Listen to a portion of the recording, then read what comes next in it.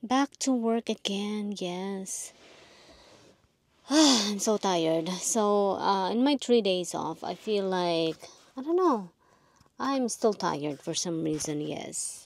Of course, my first day, I enjoyed my day off, and then the rest, I feel like I'm so drained, yes, because we had to go to the party, and which is party, alam mo yun, pag tao, hindi ako nag-enjoy. Sabi ko sa inyo, hindi ko alam. Kasi nga, introvert ako. So, para sa akin, ang pakikisalamuha sa ibang tao is nakakapagod. Yes, hindi siya ganun kadali. Akala ng iba is madali. Akala ng iba na hindi nila ako maintindihan kasi hindi naman sila yung dumadaan sa pinagdaraanan ko. Wala silang social anxieties, ganyan. Eh, meron ako. Ako yung tao na ang pakikipag, deal sa mga tao or pakikipagsalamuha sa mga tao is kailangan ko ng time. Hindi yung basta ko na lang ilalagay yung sarili ko sa grupo ng mga tao na, oh, tara, mag-party tayo. Ang dali-dali, 'di ba? Lalo na kapag hindi ko naman mga kakilala sa Ginoo. Okay lang kung kilala ko sila, no problem. Pero kapag hindi ko kilala, doon talaga ako, yung parang sinisip-sip yung kaluluwa ko, grabe. At pati yung lakas ko sinipsip na rin. So yun, ganun ang pakiramdam ko kahapon nung pumunta kami sa isang party nung katrabaho nga nitong isa American yung mga yun. Syempre, it's not just because they're American. Kasi nga, hindi ko sila kilala at hindi ko sila, basta napakahirap, hindi ganun kadali. So, nandun lang ako sa isang sulok. Hindi ako nakipag interacting. Tapos nanonood pa sila ng games. Wala din akong hilig sa games, iba. Ewan ko anong klaseng games yun. So, yun, wala rin ako naiintindihan doon. So, talagang sabi ko ay, talagang there's no sense of, sumama sa kanya. Dahil nga, hindi ako mag-i-enjoy. So, yun nga, hindi nga ako nag-enjoy. Nandun lang ako sa sulok. Pakiramdam ko ay gusto ko nang lumubog sa kinatatayuan ko. So, ganun ang nararamdaman ko kahapon. And then, pag uwi ko, yun ang epekto nun. Sobrang pagod na pagod ako. Hinang-hina ako. Kaya, pumunta na ako sa pagtulog kagabi, nakatulog agad ako dahil nga sa sobrang pagod. Yun, hindi niya maintindihan yun. Sabi niya, ganito ganyan, di ba? Ang dali lang. Ang dali lang, hindi madali. Uminom na nga ako ng gamot eh. Sabi niya, susunod uminom ka ng gamot para mas madali. Sabi ko sa kanya, excuse me, uminom na ako ng gamot bago pa tayo pumunta dun sa party. Pero effect, ganun pa rin. I mean, effects, hindi ako masyadong kinabahan. Pero, lalo na siguro kung may, yung wala akong gamot, 'di ba? I mean, pero yung parang yung maging energize ako pa rin, hindi ganoon, hindi siya nagbibigay ng superpower para ganoon. Kumbaga matitigil lamang yung pag-aalala ko. Yun, wala naman yung pag-aalala ko. Pero ibig sabihin na hindi naman ako yung parang nagpalit ng katauhan. Yun. Sabi ko sa kanya, no, ikaw na lang ang pumunta sa party sa susunod. Huwag mo na akong isama, please. Kasi talagang hindi ako nag-i-enjoy. Yun. Unless, mga Pilipino at kakilala ko sila, sure, madali. Pero pag ibang lahi, sus Ginoo, ay nako, basta hindi. So, yun. So, back to work na uli ako ngayon at 5 araw ako magtatrabaho ngayon. Grabe.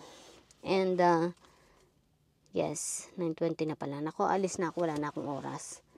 Okay, sa susunod na lang ako magkukwento uli sa inyo. Yun nga, may kukwento pala ako yung sa anak ko sana makakuha na siya ng trabaho. Naghihintay pa rin siya ng interview niya. Ewan ko kung makapagtrabaho na siya. Yun, sana makakuha na siya ng trabaho para naman makaipon na uli siya ng pera. Yun. Okay, alis na. Hi, salamat. Tatapos din sa maghapong trabaho. Yes, 7 hours akong pumasok ngayon, nagtrabaho.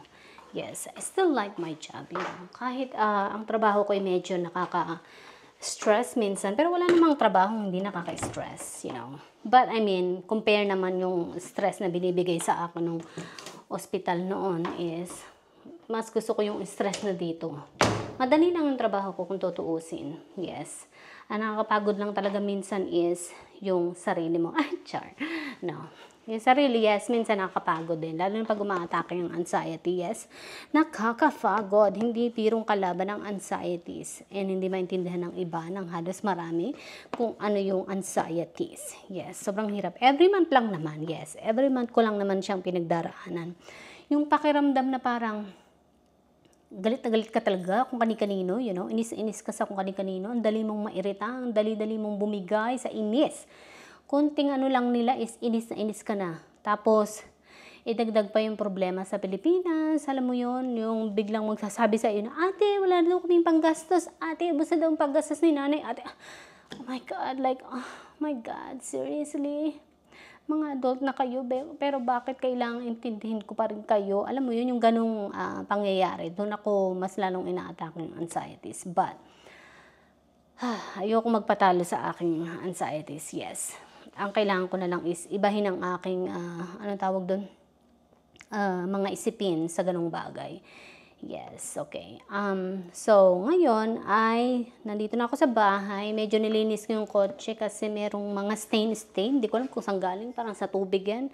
Nabasa, ewan. May tumapon na inumin siguro. Ayan. Natanggal ko na ngayon. Pinunasan ko na. And then, nagdala ako ng pagkain galing sa trabaho ko. Yes. Magaan yung trabaho ko kung tutuusin pag sa magaan. Oh, magaan daw. Actually, hindi siya magaan. Mabigat. Marami siyang trabaho. Marami siyang gawain. But that's okay. Yung magbuhat, yes, magkarga. Pero compare pa rin, sabi ko nga, compare naman sa ospital na ang lalaki ng mga kinakarga ko doon. Mga 300 pounds beauty, no? 300 pounds lang naman. Eh, dito wala namang 300 pounds yung kinakarga ko. Ayun. Yung mga drinks lang naman, mabibigat yan kasi case yan ang mga inumin. Yes, yun ang binubuhat ko araw-araw, kinakarga araw-araw. Dahil ko pang kargador, alam mo yun, hindi ko ma-imagine na yung buhay ko magiging ganito. Yung ang ganda ko, girl. Yung talagang, ang tawag doon, girl na girl ako, tapos ang trabaho ko pala yung magiging kargador. Grabe. Alam mo yun, I'm a kargador. Kargador. Ay, okay, sandali lang nga. Papakita ko muna sa inyo ang aking binili. Bago ko ngalanda ka ng aking trabahong nakakapagod. Madali pero nakakapagod.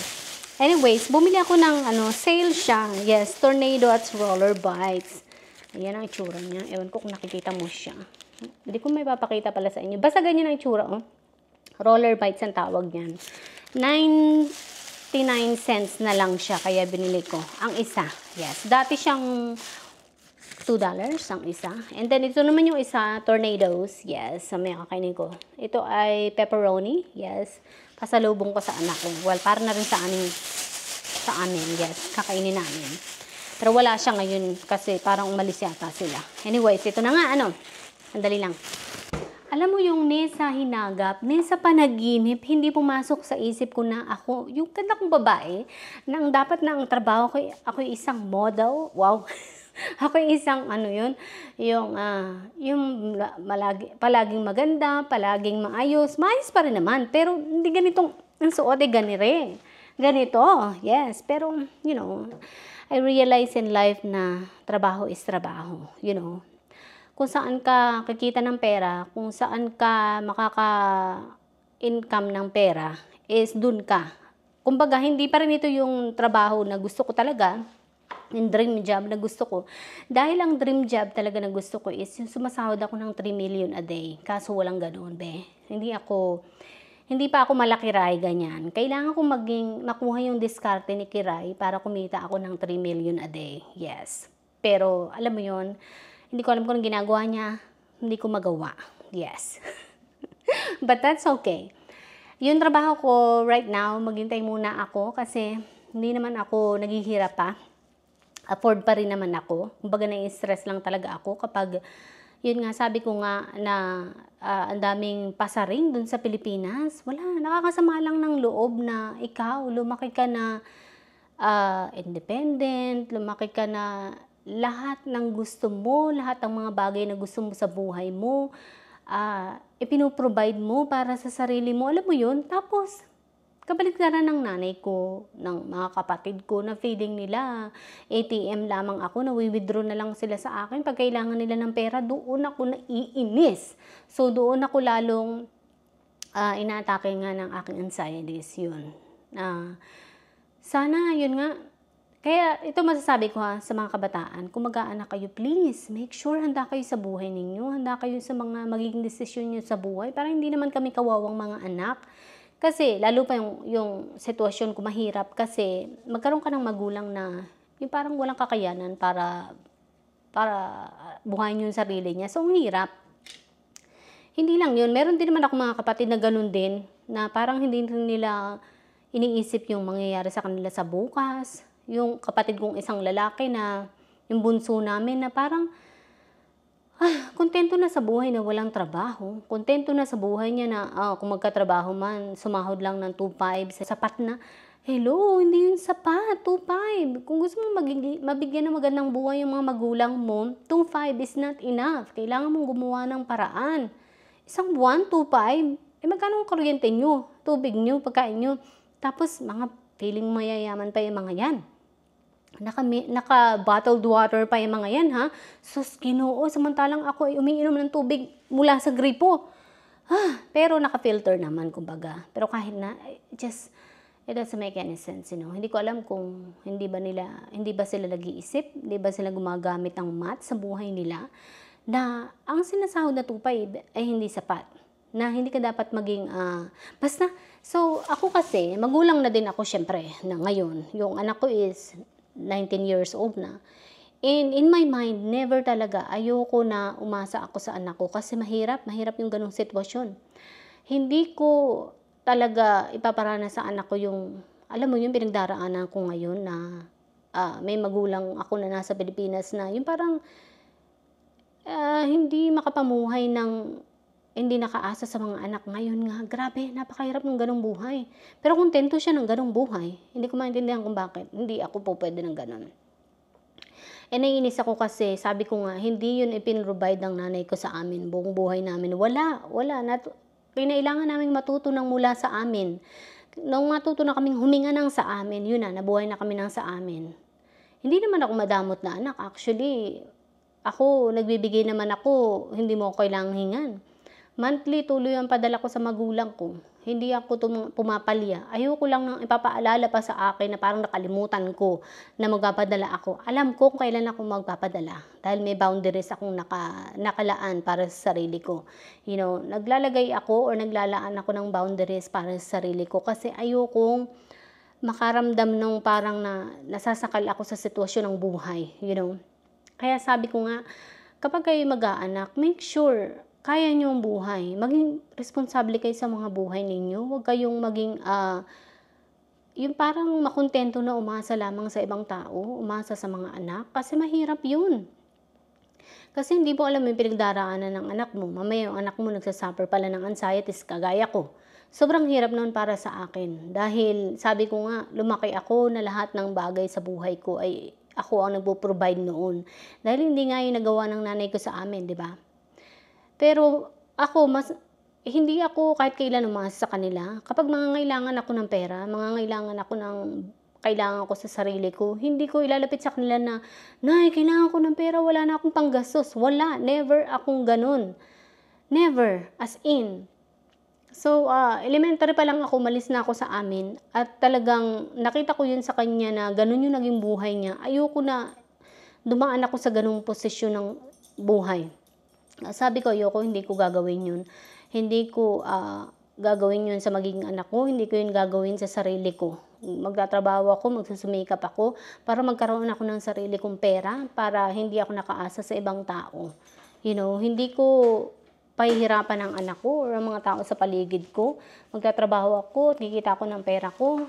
Hindi ako maging parang entitled na manghihingi ng pera sa iba kapag ubos na akong wala nang panggastos, said na, wala nang, alam mo yun, basta, ayoko nang ganun kasi ako sa sarili ko kahit kailan hindi ko hinangad na ako ay may pera sa ibang tao. Hindi ko hinangad na, manghihingi ako ng pera sa mga magulang ko or sa mga kapatid ko kasi wala na akong panggastos. Hindi ako ganun. Kasi, alam ko kung gano'ng kahirap kitain ang pera, Ako, magiging isa pang dagdag problema sa kanila dahil alam ko na hindi ganun kadaling kitain ng pera. Ang sa akin lang is, hayaan ba ako na magbigay ng pera sa kanila? Kung kailan ko, kailan nakatakda na magpadala, yun ang gusto ko. Ayoko na ipapaalala mo pa sa akin na wala ka ng panggastos. Nakakainis yung ganun. Dahil una sa lahat, sabi ko nga, hindi naman ang magulang ko nagpaaral sa akin ng hanggang high school. Ako nagpaaral sa sarili ko. Yung kuya ko, tinulungan ako na makatapos din ng pag-aaral. Pero hindi naman talagang fully 100% na siya yung tumulong sa akin dahil ako naman ay nagsumikap din, nag-working student din ako noon. Tulungan ako ng lola ko noon ng 2 years sa pag-aaral ng high school. Tapos the rest, ako na yung nagpaaral sa sarili ko. Kumbaga yung kuya ko lang, siya yung nagbigay ng aking, ano tawag doon, ng shelter, kumbaga. Pero yun nga, nagsumikap ako, nakita ko yung paghihirap din niya, kaya hindi rin ako naging pabigat. Pero ba't ganun? Hindi ko kaya talaga na may mga tao na yung parang magiging pabigat sa'yo. Yung parang entitled ka na, oh dapat lang nabigyan mo ako ng pera kasi ako nagluwal sa'yo, parang ganun. Hindi ako ganun kahit sa anak ko, na binataan ng anak ko. Hindi ko iniisip na ganun. Kung talagang gustong tumulong ng anak, tutulong yan. Hindi mo kailangang obligahin ang anak mo. Hindi mo kailangang konsensyahin ang anak mo. So, yun. Pero, ay nako, ayoko na siyang patulan. Ayoko na lang magpaka-stress. Basta, hindi ko na lang siya papansinin para hindi ako mainis. So, papadala na lang ako sa kung kailan ko, sabi ko ngayon, nakatakda kung kailan ko gustong ipadala yung pera ko. So, my money, my rules. Hindi pwedeng silang masusunod sa akin. So, yun. Dahil sabi ko nga, ako ang kumikita ng pera ko, ako ang masusunod, hindi sila. Parang ang dating kasi is parang sila yung nasusunod na, mag-withdraw ako kay ate kasi wala na kaming panggastos. No, hindi ganun. My God, mabuti sana kung ganun din ang ginawa sa akin nung kabataan namin, di ba? Hindi naman. Hindi ka nga makahingi ng piso sa kanya eh. Yun, grabe. I just cannot. The entitlement, I can't. Grabe. Pero sabi ko nga, kailangan kong mag-inhale, exhale para mawala yung aking para hindi ako nai-stress sa kanila. Kung tutuusin, sabi ko nga, lagi ko sinasabi sa sarili ko, hindi ako dapat magpaka-stress. Hindi ako dapat ma-stress sa buhay na hindi naman akong pumili. So sabi ko, ito yung buhay ko. Inayos ko yung buhay ko. Hindi kagaya nila na yun ang pinili nilang buhay. So magdusa sila. Char. Pero hindi. Ayoko na lang pansinin, kumbaga, yung mga drama nila. Dahil sabi ko nga, pag bumigay ako sa mga drama nila, syempre, ang kapalit ko nung kapadala ko ng pera, diba? So, kailangan ko maging matatag. So, yun. Tatanggal na ako ng makeup at ako'y maliligo. And, ano kayang kakainin ko? Hindi ko alam kung anong kakainin ko. Mag-iisip pa ako. Hindi pa rin naman ako nagugutom kasi nga kanina uminom ako ng kape sa trabaho. So, kaya yung iced coffee. Kaya siguro busog pa rin ako hanggang ngayon. Yun. Gusto kong magluto ng sinigang or nilaga. Baka sa day off ko na lang. Yun. So, yun hanggang sa muli. Kaya ito masasabi ko sa inyo, be responsible and be mindful sa mga magiging desisyon nyo sa buhay. Huwag kayong maging super asa 100%. Okay? Kasi mahirap yan. Alright? Bye!